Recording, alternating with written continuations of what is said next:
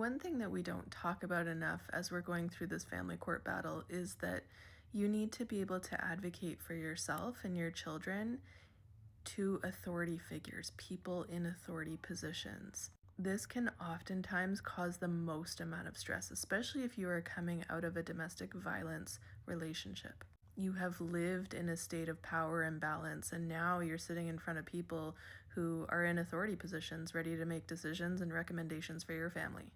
This is something I've struggled with my whole life, which I haven't really ever talked about out loud. I have been deathly afraid of authority for much of my life. For what reason? I have no idea. Still not sure. But I know that it's a problem for me.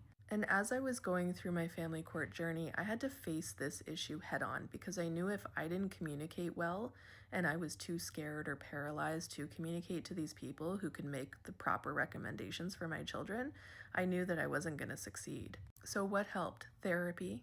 Getting really clear on what the issues were and just repeating them over and over and over again, documenting them over and over and over again until they became second nature to just talk about in a very clear and concise child-focused way.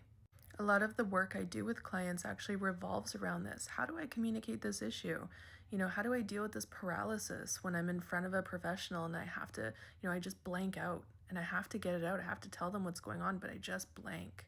We talk about tools and strategies and techniques that you can use, and it can still be difficult, but practicing that on a daily basis so that when you are in front of those professionals can make all the difference. Now, am I perfect at this now? No, of course not. I've been doing some public speaking events and I took a course. I took a course because I knew that as soon as I stepped on that stage, I would start sweating and shaking, and it was terrifying. But here's the thing I learned in that public speaking course.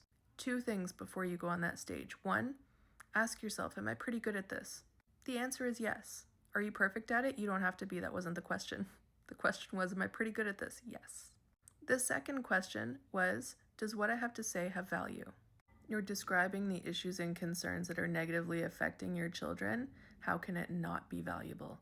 Those two questions can help you walk in with confidence and clarity when you are talking to people in authority.